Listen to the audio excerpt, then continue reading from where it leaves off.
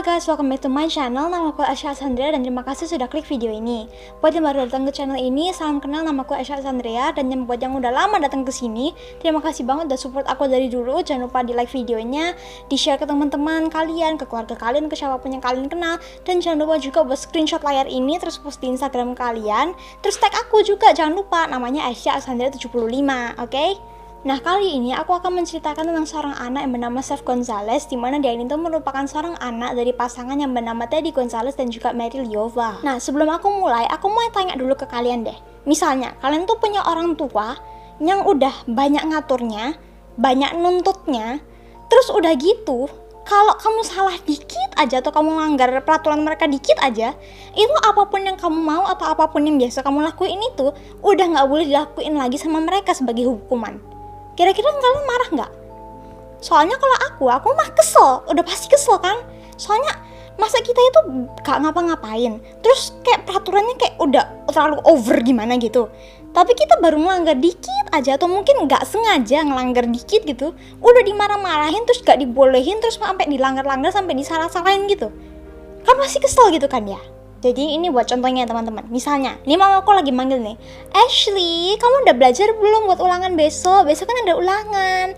Nah terus, misalnya aku lupa kalau besok itu ada ulangan. Terus aku jawab, oh iya lupa besok ada ulangan. Terus mamaku langsung kayak gini, kamu itu ya udah sekolah, yang sekolah siapa? Mama itu udah bayarin sekolah, tapi kamu itu ujian aja nggak tahu kalau besok ada ujian. Terus kamu tuh udah gak belajar, malah nonton HP, malah main HP. Sini HP-nya mama sita, kamu gak boleh main HP lagi selama ini masih minggu ujian. Nah, tuliskan pengalaman kalian di kolom komentar, silahkan jadikan tempat curhat. Nah, balik lagi ke ceritanya, mereka ini tuh merupakan orang Filipina yang pindah ke Sydney, Australia, teman-teman. Nah, mereka ini tuh pindah ke situ karena dulu di tempat mereka tinggal terjadi sebuah gempa bumi Luzon, di mana hal tersebut itu menghancurkan rumahnya dan juga usaha perhotelan mereka. Nah, Seth ini itu merupakan satu-satunya anak laki-laki yang mereka punya, dan Seth ini itu lahir pada tahun 1980, teman-teman. Nah, pada saat kejadian tersebut terjadi, kejadian gempa bumi itu, si Seth ini itu ternyata kejebak di dalam. Nah, sebagai seorang orang tua, siapapun itu pasti memiliki rasa yang kasih sayang yang begitu besar kepada anaknya. Jadi mau apapun itu yang bisa membahayakan diri sendiri, kalau demi anaknya pasti dilakuin. Jadi si bapaknya si Seth ini itu tahu kalau si Sethnya itu kan kejebak di dalam gitu kan, yang nggak bisa keluar. Dia itu langsung masuk ke dalam buat selamatin si Seth, teman-teman. Bayangin orang tua yang gitu loh. Cinta orang tua kepada anak itu unlimited. Sampai akhirnya pada tahun 1983, mereka ini tuh memiliki seorang anak baru yang bernama Claudine. Jadi akhirnya si Seth ini tuh memiliki seorang adik kecil. Nah terus mereka berdua ini tuh, si Teddy sama si Liova ini tuh bekerja keras supaya mereka ini tuh bisa membuat kehidupan anaknya ini tuh menjadi sukses, terus baik. Pokoknya mereka ini tuh harus memiliki kehidupan yang begitu baik gitu loh, teman-teman. Demi anak-anaknya bakal dilakuin apapun itu. Pokoknya yang the best buat anak-anaknya. Teddy dan Liova ini itu berharap kalau anaknya si Seth ini itu akan memulai pekerjaannya di bidang antara kedokteran kalau nggak hukum, teman-teman. Soalnya si ayahnya ini itu, si Teddy Gonzalez ini itu merupakan seorang pengacara di Sydney, di mana dia ini tuh memiliki firma hukum yang sangat bagus, dan dia ini tuh juga bekerja sebagai pengacara imigrasi di kantornya sendiri. Dengan pekerjaan yang satu ini itu, si Teddy ini tuh akhirnya bisa membeli sebuah rumah yang megah, besar, mewah, dan bagus di sebuah komplek perumahan yang bagus juga, teman-teman. Bahkan ya teman-teman, saking Teddy ini tuh sangat sukses, dia ini tuh bisa membelikan anak-anaknya itu mobil yang mewah. Terus dia ini tuh juga menyekolahkan kedua anaknya di sekolah yang tertop dan terbagus di Sydney. Dan Teddy ini itu juga berjanji kalau setelah mereka berdua selesai sekolah, mereka bakal dibeliin rumah, teman-teman. Satu anak satu rumah. Bayangin aku yang kayak udah gede gini aja, udah sekolahnya sekolahnya udah kamu selesai juga sih, masih ada kuliah.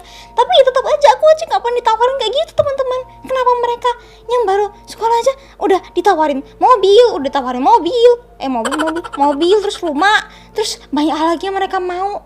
Aku juga pengen.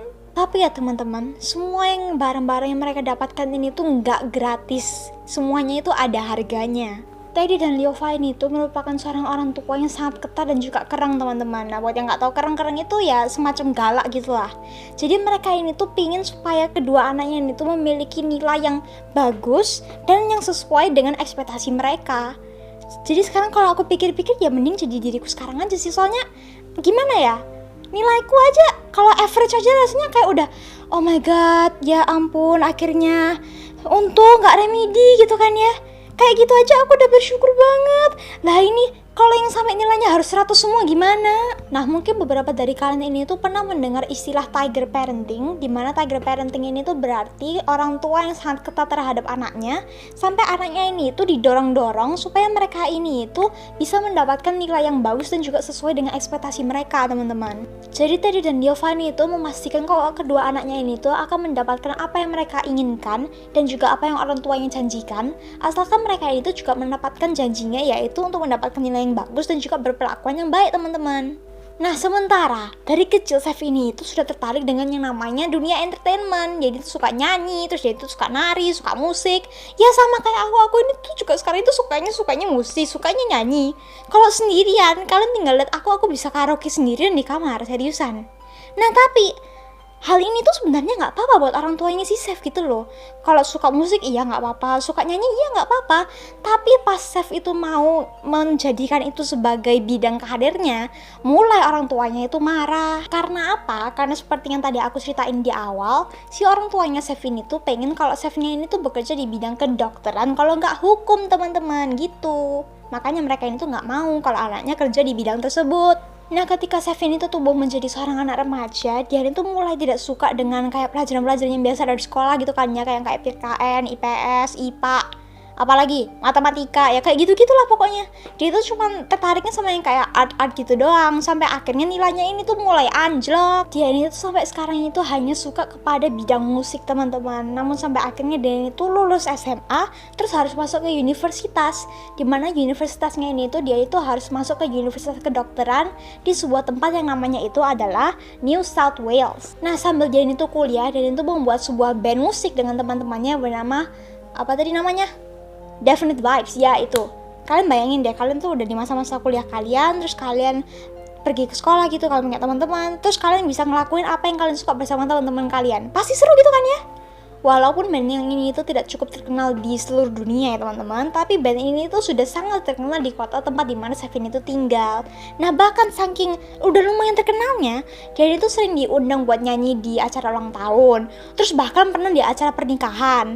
Nah terus kadang-kadang mereka ini tuh juga pernah nyanyi di bar dan juga di klub, teman-teman. Nah bahkan mereka ini tuh juga memiliki fanpage yang dijalankan oleh temannya yang bernama Daisy Dates.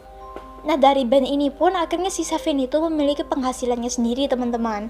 Namun tetap aja orang tuanya mereka ini itu orang tuanya dia ini itu nggak support. Kenapa? Soalnya itu bidang entertainment, bidang musik, teman-teman, bukan bidang kedokteran atau bisnis yang mereka mau. Kenapa sih jadi orang tua itu nggak bisa support aja anaknya, apa yang mereka mau tinggal disupport gitu loh. Kan yang penting anaknya sukses, yang penting anaknya happy. Kenapa nggak bisa? Sesusah apa sih? Nah orang tuanya si Sevin itu menjadi semakin marah karena gara-gara band ini, si Sevin itu nilai di universitasnya itu mulai anjlok lagi, teman-teman. Sampai akhirnya Sev sama mama papanya itu debat, loh ma tapi aku masih mau sama band ini ma, aku masih suka sama musik, aku masih pengen nyanyi, tapi malah sama papanya itu tetap gak boleh. Soalnya kan nilainya tambah lama kan tambah nurun gara-gara lebih fokus ke bandnya. Nah terus bandnya ini tuh juga mengambil waktu dia untuk belajar, teman-teman. Jadi mama papanya itu gak setuju kalau dia itu punya band. Sampai akhirnya dia pun dimasukin lagi ke universitas yang lain, yaitu Universitas Hukum. Dan dia itu harus masuk ke sana untuk mengikuti jejak ayahnya, yaitu untuk menjadi seorang lawyer, teman-teman. Nah akhirnya untuk sementara itu semuanya udah berjalan dengan lancar. Terus chefnya ini tuh juga nilainya udah mulai membaik lagi. Sampai akhirnya papanya itu jadi bangga sama si chef.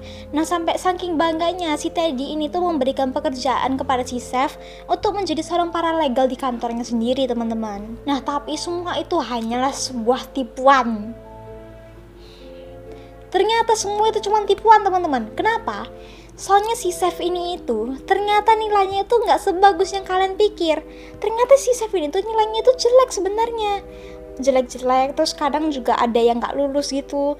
Nah tapi dia ini tuh memiliki cara untuk menutupi nilai-nilai akademiknya sampai akhirnya kelihatannya kayak bagus gitu loh ya. Pokoknya dia tuh punya cara untuk menutupi nilai-nilai dia yang sebenarnya. Jadi kayak seakan-akan dia itu memiliki nilai yang bagus, teman-teman.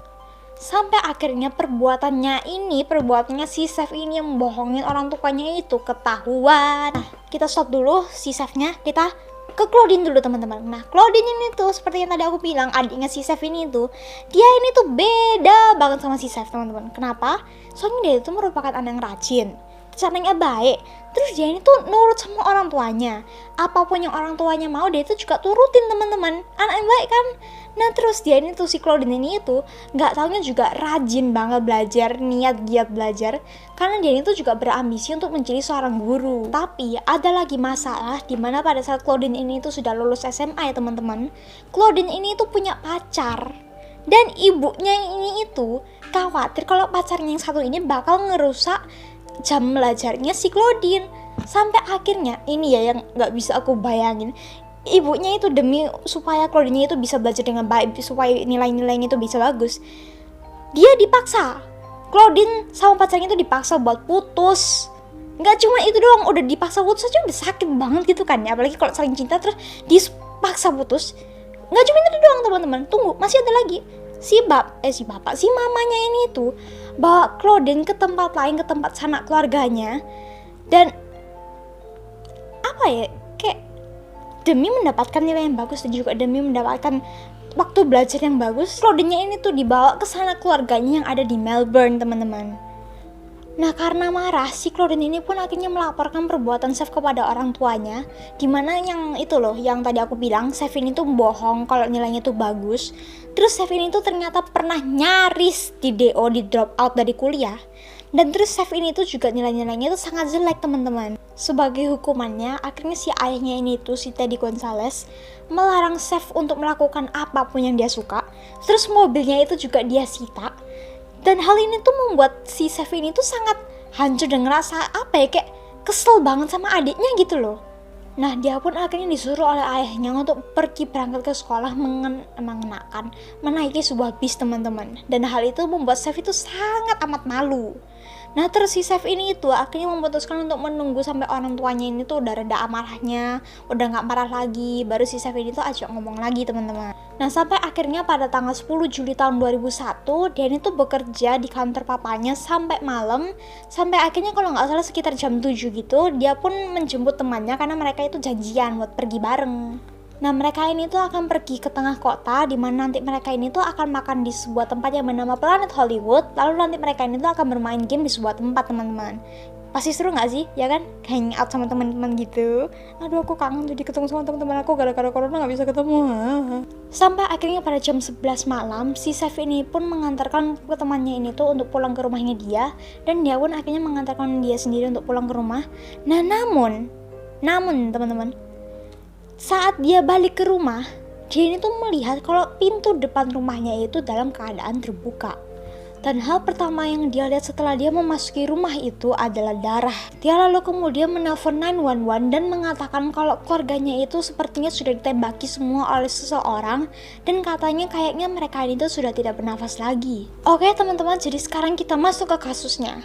Nah menurut para polisi yang datang ke sana, katanya polisi tuh bilang kalau saat mereka mulai masuk ke dalam rumah tersebut, rumah itu dalam keadaan yang sangat berantakan teman-teman. Dan menurut para polisi, katanya yang katanya yang meninggal duluan itu kira-kira adalah Claudine teman-teman.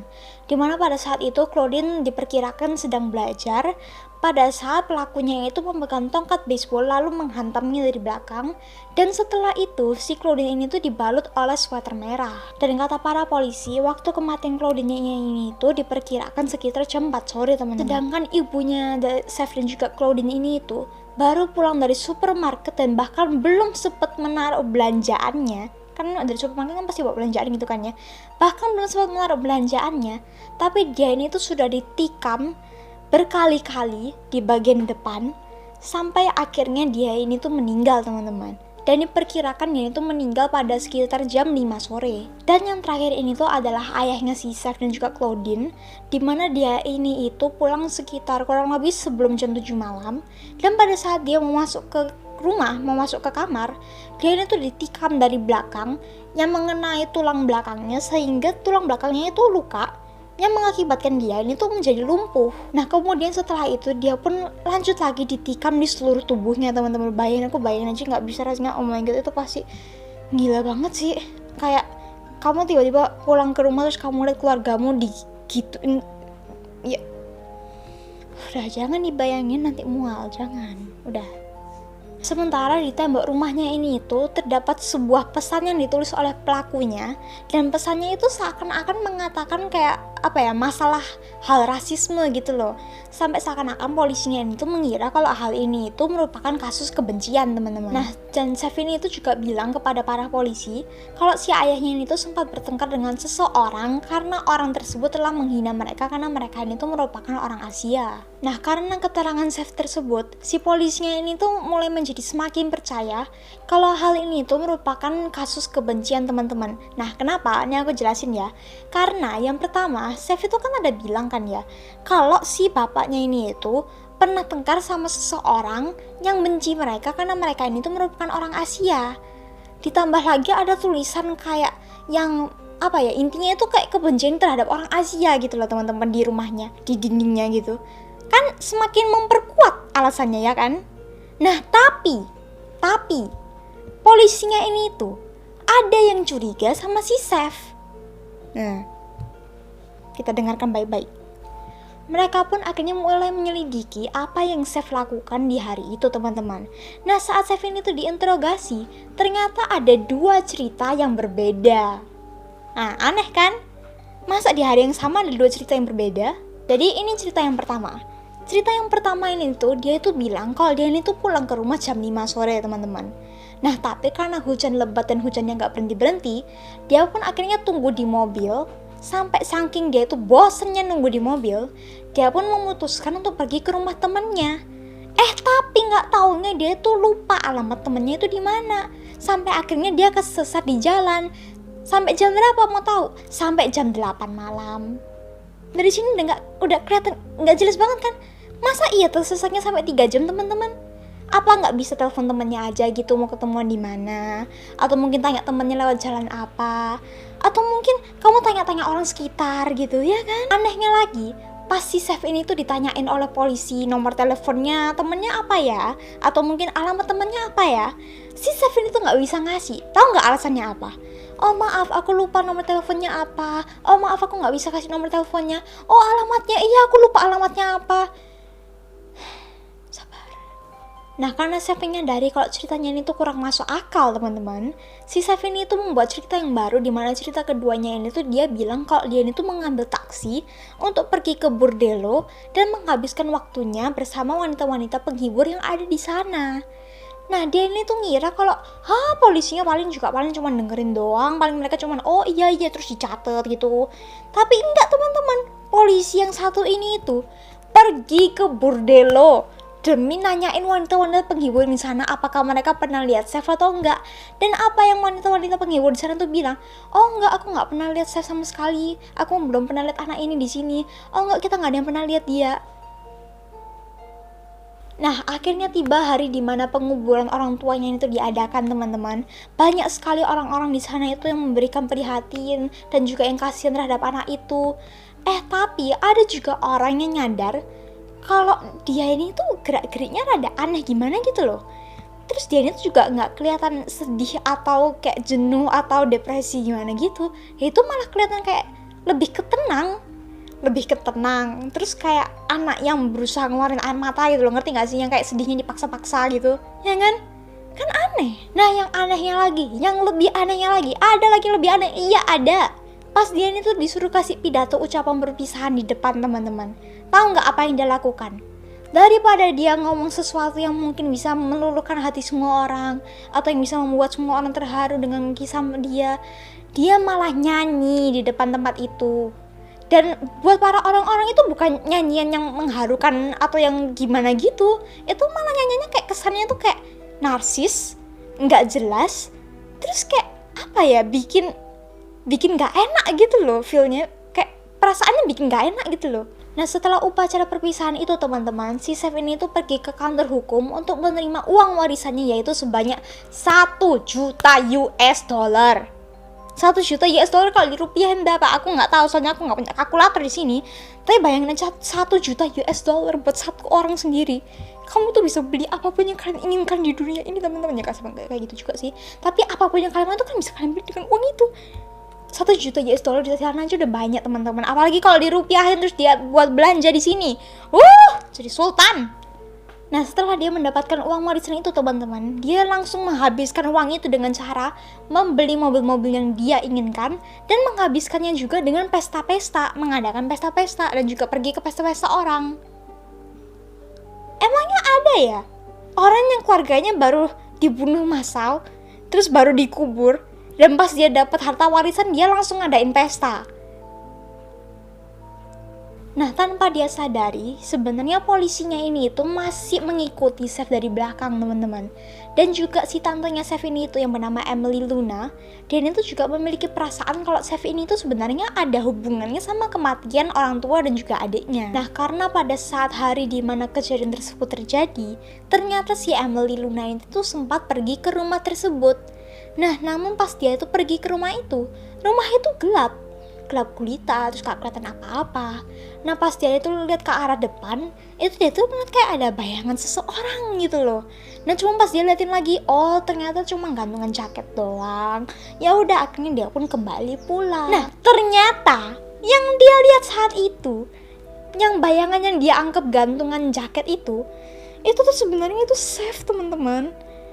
Sebenarnya itu tuh Chef yang sedang siap-siap dengan pisau di tangannya untuk membunuh mamanya yang baru pulang dari supermarket. Kebayang nggak? Enggak kan? Aku sendiri yang baru baca aja juga kaget sama plot twistnya. Chef ini pun akhirnya ditangkap dan dikenai hukuman atas 3 pembunuhan yang telah dia lakukan, teman-teman. Akhirnya dia ditangkap dan akhirnya dia mendapatkan hukuman yang sepantasnya. Saya merasa begitu lega setelah mendengarkan hal ini. Nah, karena hal itu, semua harta warisannya ini tuh, teman-teman, diambil sama negara. Sampai akhirnya dia itu bahkan gak punya uang buat nyewa pengacara, teman-teman. Yang dari yang tiba-tiba mendadak kaya raya menjadi tiba-tiba mendadak lagi menjadi orang miskin.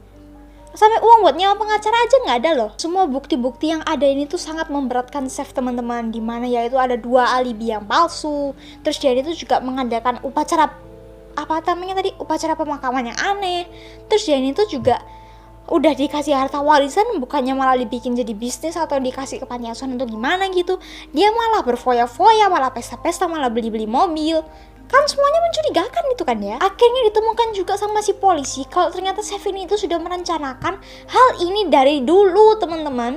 Chef ini tuh nggak taunya dulu itu pernah beli tanaman yang beracun, di mana tanaman tersebut ditanam di dekat rumahnya, yang sampai akhirnya sempat membuat ibunya ini tuh harus masuk ke rumah sakit karena keracunan. Jadi ternyata dari dulu dari dulu ternyata si Chef ini tuh emang udah pengen membunuh keluarga dia, teman-teman. Polisi pun juga menemukan cat kaleng spray berwarna biru yang tadi aku bilang yang ada tulisan di dinding itu dia yang lakuin, teman-teman. Dan cat spraynya itu tahu nggak disembunyiin di mana? Di salah satu sweaternya dia. Jadi udah terbuka semuanya, kebongkar, ke-expose sudah. Kelihatan yang salah siapa? Chef Gonzales. Jadi karena udah ada semua bukti ini, tidak sulit untuk para polisi untuk menetapkan Chef sebagai tersangka, teman-teman. Sampai akhirnya pada tanggal 17 September 2004, dia ini tuh ditetapkan sebagai salah satu anak yang paling muda yang pernah dihukum penjara seumur hidup tanpa kebebasan bersyarat karena telah membunuh 3 orang. 3 kasus pembunuhan. Salah satu orang termuda. Dan telah membunuh 3 orang. Dia akan menghabiskan sisa waktu hidupnya itu di sebuah penjara yang bernama Goulburn Correctional Center, teman-teman. Jadi padahal ya sebenarnya ya, kalau dia itu sabar aja ngadepin orang tuanya, kalau dia itu sabar aja ngadepin apa yang sedang dia alamin sekarang ini, mungkin dia itu bisa masih mendapatkan sebuah kehidupan yang mungkin dia suka gitu loh. Tapi pasti worth it loh. Pasti worth it. Semua yang dia lakukan di sekarang ini tuh nanti kedepannya itu pasti beruntung buat dia, pasti nanti ada untungnya buat dia gitu loh. Daripada kalau kamu terlalu kesusu terlalu kayak apa dikejar-kejar orang. Sampai kamu gak terpaksa juga sih, ini pilihan dia sendiri buat bunuh keluarganya. Nah terus kalian bunuh keluarganya, bukannya jadinya malah kaya raya terus foya-foya terus bebas gitu, enggak, masuk penjara sayangku. Jadi kalau kalian punya orang tua gitu kan, kalian punya orang tua, orang tua kalian tuh tipikal orang tua yang kayak tiger parenting yang tadi aku jelasin itu, yang suka ngatur-ngatur gitu, yang menurut kalian ngeselin, nyebelin gitu, udah biarin, sabar, tenang, oke? Damai, ajak ngomong sama orang lain. Kalau kalian curhat ke orang lain, curhat di kolom komentar juga nggak apa-apa. Tapi jangan sampai ngelakuin hal-hal yang kelewatan gitu loh. Soalnya kalau kalian ngelakuin hal yang kelewatan atau hal-hal yang nggak berguna, seriusan ngapain bunuh orang tua kan? Kalian masih beruntung tau gak sih kalian punya orang tua, ngerti gak sih? Masih untung punya orang tua. Jadi kalau orang tua tuh masih ada, at least dihargain, disyukurin. Jangan malah kayak di sisa bulan salah sini itu malah dibunuh. Kan bego. Oke teman-teman, jadi sekian bacotku hari ini. Sudah cukup sampai gitu aja karena powerku udah hilang. Tadi aku tidur cuma berapa jam, gak sampai 5 jam. Ngapain curhat juga. Terima kasih sudah nonton video ini sampai akhir. Jangan lupa buat di like, comment, share ke seluruh teman yang kalian pernah kenal, seluruh orang yang pernah kalian kenal, bahkan orang di jalan pun juga nggak apa-apa. Kalau kalian memang seenak itu untuk mengambil teman apaan sih? Pokoknya share ke siapapun yang kalian kenal lah. Jangan lupa juga buat di subscribe kalau belum di subscribe ya teman-teman. Nah terus screenshot, jangan lupa screenshot. Pasti ini banyak yang lupa ini kan. Screenshot layarnya, tinggal di screenshot doang, cuma tinggal dipencet cekrik udah segitu. Terus kalian post di IG story, kalian tag Instagram aku @ashdasandria75. Yakin pasti dibales kok. Tenang saja, pasti dibales. Oke? Nah, udah ceritanya sampai situ aja. Gimana? Seru nggak? Menurut kalian Chef Gonzales ini tuh emang bener-bener salah atau malah kalian ngedukung Chef Gonzales? Silahkan tulis di kolom komentar. Oke? See you on next video. Bye bye.